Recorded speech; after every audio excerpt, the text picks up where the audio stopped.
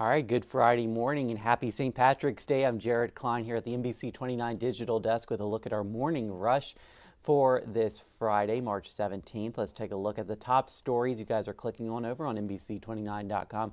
Coming in at number one, that big loss in Orlando yesterday, UVA falling to Furman 68-67 in the NCAA tournament. I promise this is the last I will mention this during this morning's morning rush. Coming in at number two, new produce added to the Dirty Dozen list.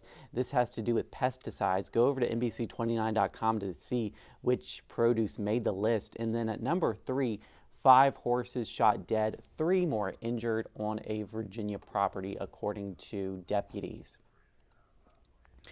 All right, well, Charlottesville's top cop says there is some progress addressing gun violence in the city.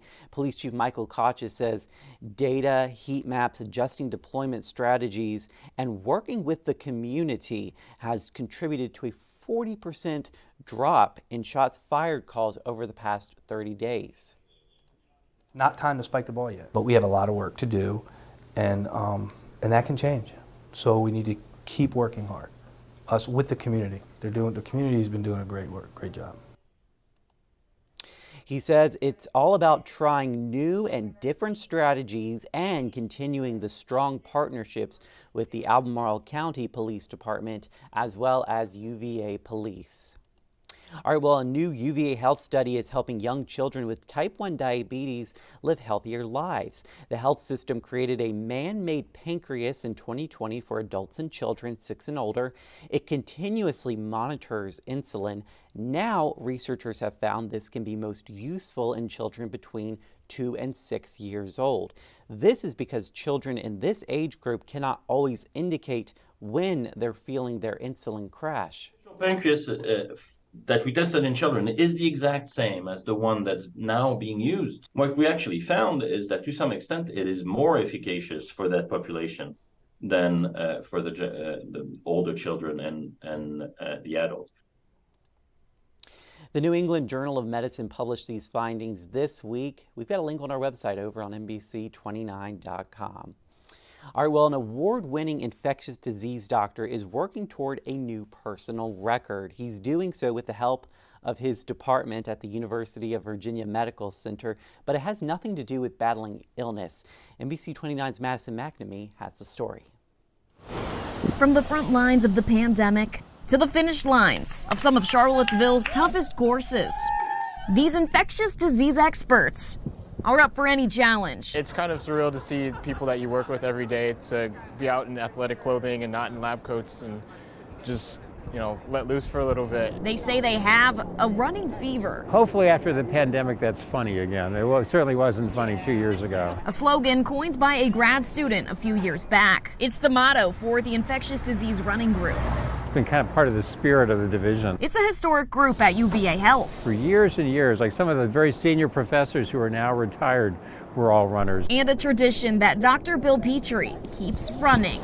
I was kind of caught up by his enthusiasm, and I said I had to do it. It helps graduate students. Bill found out that I was a runner and pretty quickly recruited me. Get to know physicians, fellows, and scientists in the department. The roles and titles and levels of hierarchy don't matter when you're out running. These award-winning doctors are striving for a new personal record at the Charlottesville 10 miler. We've been comparing notes on our training by email. Greg just sent a picture with your twins in the running stroller. Dr. Petrie starts recruiting a training group a year prior to the race. When I was previously at Johns Hopkins and we was interviewed to come to UVA, Dr. Petrie picked me up from my hotel at 6 o'clock in the morning. And we go for a running with the headlamps.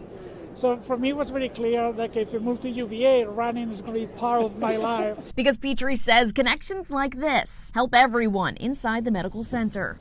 To get graduate students who are doing cutting edge science, working with physicians who are taking care of the patients with the illness, because you get those two people together, there's so much crosstalk and learning and understanding, and then so informal things like this has helped to make that happen. In Charlottesville, Madison McNamee, NBC29 News. All right, thank you, Madison, for that great report there. As the weather warms up, we'll all be having an urge to go outside and enjoy the warm weather. So might as well run. A great way to get in shape. All right, here is a story that Dunkin' fans are calling a tragedy. The chain's hot chocolate coffee combo, which is known as the Dunkachino, has been retired from the menu. That's right, there's been speculation on social media over the drink's fate. Now a Dunkin' spokesperson has confirmed the news, although they noted there's always the chance it will return in the future. The popular drink was introduced back in 2000 and its frozen version debuted in 2015. That has also been discontinued. You know, I don't think I even knew that was on the menu, and now that it's off the menu, I kind of want to try it. So hopefully it comes back in the future so I can give it a shot. All right, well, we are expecting some warm weather for our St. Patrick's Day, a mild day, but parts of the radar may be turning a little green later on today. Here's meteorologist David Rogers with more. Good morning, everybody, and happy St. Patrick's Day to you. We are getting our day off to a pretty mild start with some overcast. After hitting 70 yesterday, we're starting out in the 40s and 50s this morning. Meanwhile, keep an eye to the sky. We've got a cold front off to our west. You can see some of the scattered showers from the Ohio Valley down to the eastern sections of the Tennessee Valley. This will be advancing across our area a little bit later today. Not anticipating a lot of rain, under 1/4 of an inch. By early tomorrow morning, it should have moved to our east, and we'll pick up a northwest wind. That should start to clear skies out for the weekend, although this weekend will start to turn a little cooler with temperatures Saturday in the mid-50s and colder conditions Sunday with temperatures in the upper 30s to mid-40s. Early next week, we'll start that warming trend, and keep in mind, spring officially arrives later in the day Monday. That's a quick look at your forecast for now. Have a great and safe weekend. All right, thank you, David, as always. And here's a look at that Michael and Son heating 7-day forecast.